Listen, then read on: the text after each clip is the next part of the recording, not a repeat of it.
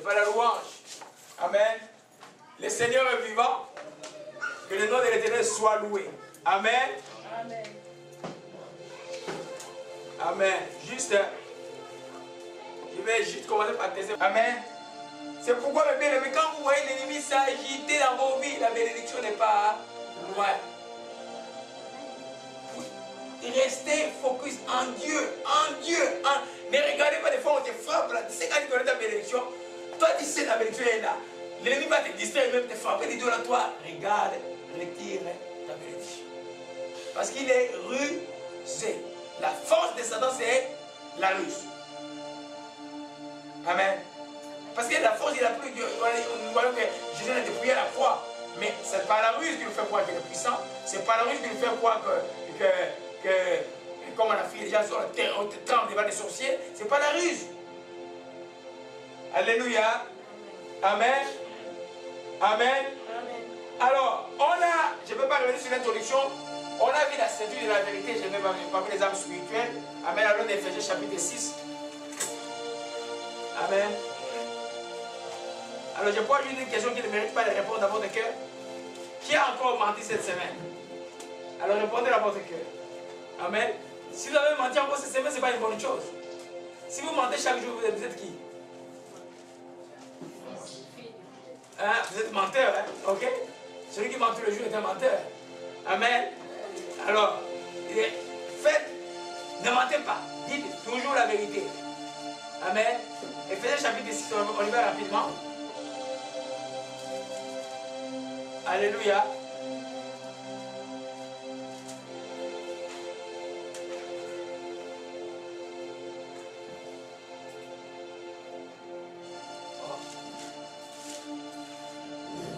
À partir du verset, on va continuer parce qu'on a beaucoup introduit, hein, on a fait 3 semaines d'introduction. Tenez donc ferme et abhorrez la vérité pour ceinture, revêtez la cuirasse de la justice. Ayez abhorré la vérité pour ceinture, on a vu ça la semaine passée. Les chrétiens est habité par qui? Le corps des chrétiens, c'est le temple de qui? Le Saint-Esprit et l'Esprit de quoi? Et qui? De quoi?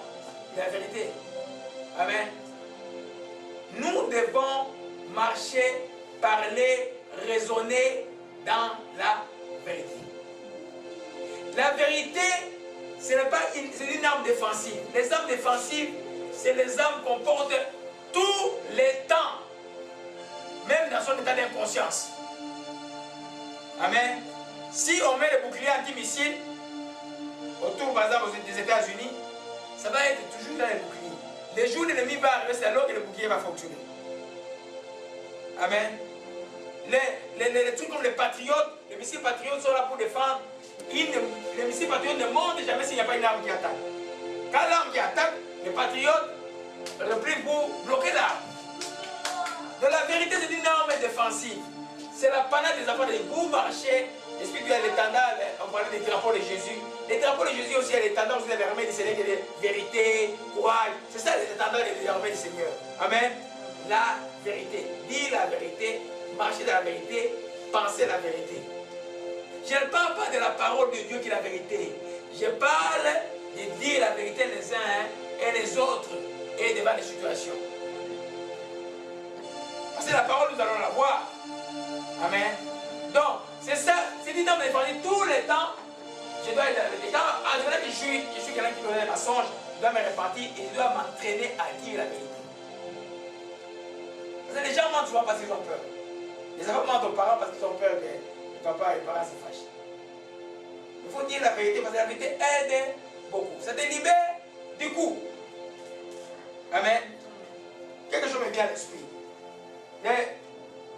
Vous savez, par exemple, dans un couple, quelqu'un qui exhorté. D'où est cette histoire? Un mensonge a été gardé dans un couple longtemps. Quand le mensonge est dans le couple, il y a toujours, même 50 ans, même 90 ans. Juste parce que vous êtes à l'air, il faut que la vérité sorte. Même si ça fait mal, même si tu as fait quelque chose qui va te coûter même ton mariage, il faut le dire. Même quelque chose qui va te coûter le mariage, il faut le dire. Tu vas t'étonner de la réponse de Dieu quand tu vas prier. Dis Seigneur, Je te prends au moment, je te dis la vérité, quoi qu'il m'appelle, tu vas voir la réponse, tu vas être étonné. Parce que Dieu aime celui qui dit la vérité. Alléluia. Amen. Donc, c'est une arme défensive. Je ne vais pas. On a vu ça en profondeur dimanche passé. Aujourd'hui, nous voyons encore, nous sommes encore la puissance de la justice. Vous voyez que tu mets la puissance de la justice, c'est une arme défensive aussi. Tu dois, parce que comme nous sommes là, qui est parfait, parfait? Personne. Qui est saint? Qui est saint? Nous tous, nous sommes saints. Amen. Nous tous, nous sommes saints. Qui signifie mise à part. Ce n'est pas la canonisation catholique dont je parle. Je parle de ce que la Bible dit. Amen. Nous sommes saints. Or, nous sommes saints par la vertu de ce sang de Jésus qui a été versé sur nous. Amen. Nous sommes justifiés comment par la foi. Le sang est la chose qui nous justifie par la foi. Amen. Si tu crois, tu es justifié. Alléluia. En d'autres termes, il n'y a plus de condamnation pour toi. Dites-moi, soyez sincères.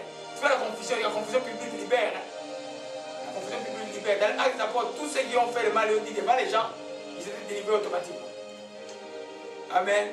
Alors, qui a fait une bêtise il y a longtemps, et puis il a demandé pardon, il a l'impression que Dieu ne le pardonne pas. Il se sent encore, ça le condamne toujours.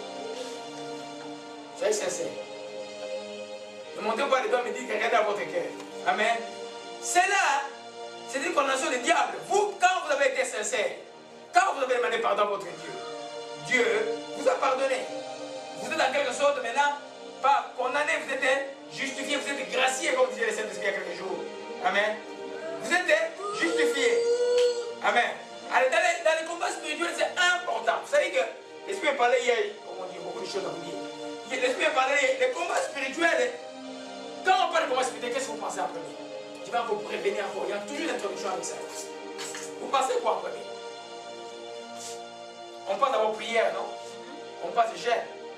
C'est ça, c'est ça le combat spirituel. Comment tu utilises la vérité dans la prière? Tu as prié, tu parles à Dieu. Il n'y a pas de projet autour de toi. Ok?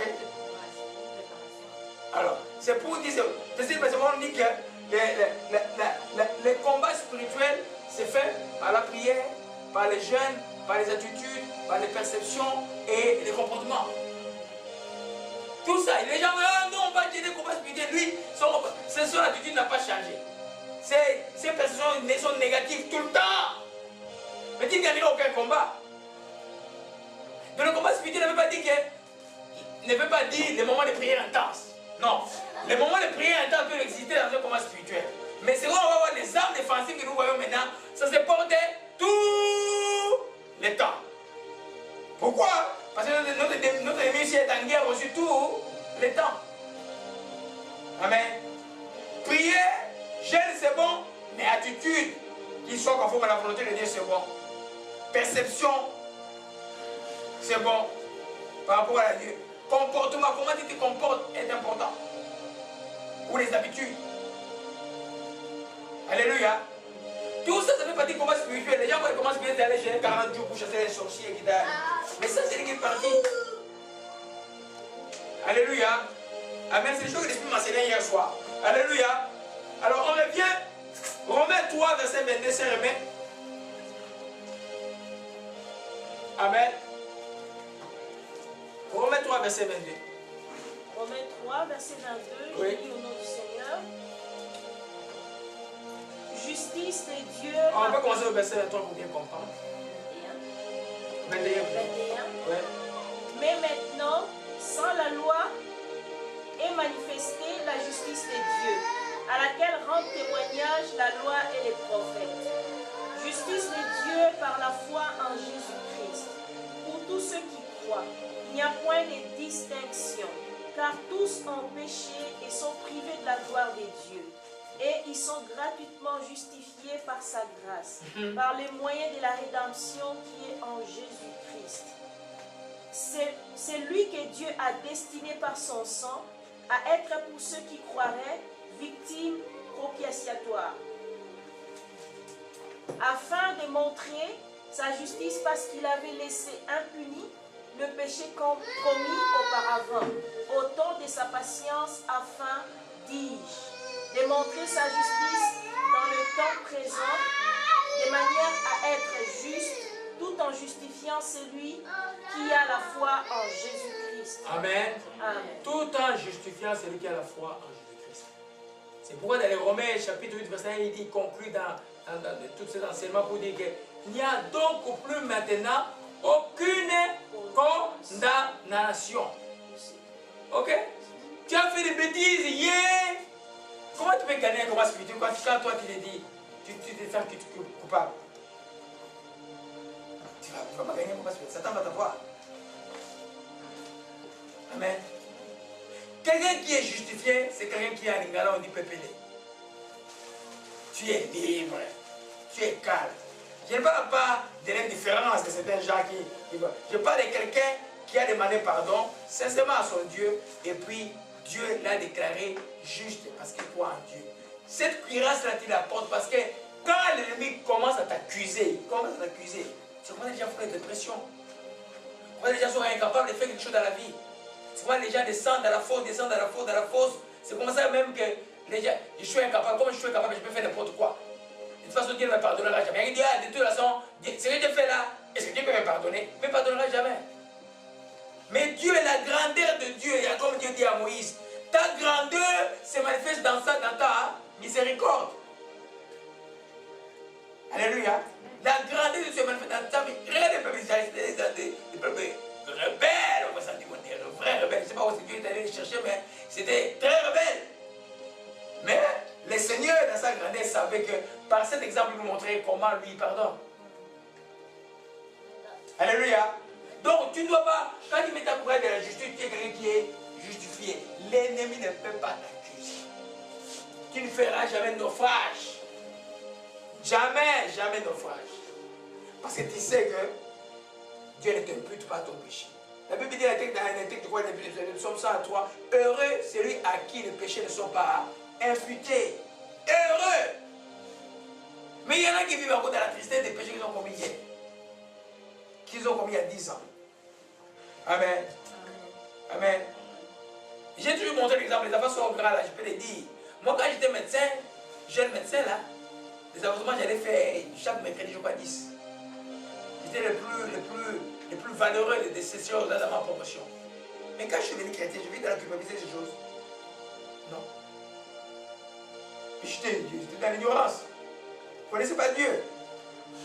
Amen. C'est pas la Bible dit, c'est dehors. Ne les jugez pas, c'est Dieu qui les veut. Vous jugez ceux qui sont là. Vous qui êtes là, je peux vous juger. Mais ceux qui sont dehors, là, on les laisse à la main de Dieu parce qu'ils ne connaissent pas Dieu. Alléluia. Amen. Alors, dans le combat spirituel, quand vous avez mis la séduction pour marcher dans la vérité, sentez-vous les gens justifiés. Vous ne pouvez pas avoir la paix si vous ne vous sentez pas justifié. Amen. Il y en a qui non bien, souvent que ça nous arrive, les parents sont au Congo, ou en Haïti, ou ailleurs. Mais je n'ai pas l'argent pour leur donner. Et puis il arrive chez certains que les parents sont morts. Et puis tu es chrétien depuis qu'il était vivant. Tu priais à Dieu tous les jours pour demander à Dieu. Et puis, ils sont morts. Et tu n'as pas fait ce que tu veux. Oh, j'aurais pu faire. Et regarde la culpabilité. Il y a un problème. Si tu ne priais pas d'accord, mais j'ai prié. Tu dis, fais attendre. Dieu sait pourquoi il a fait attendre. On peut pas. C'est déjà la culpabilité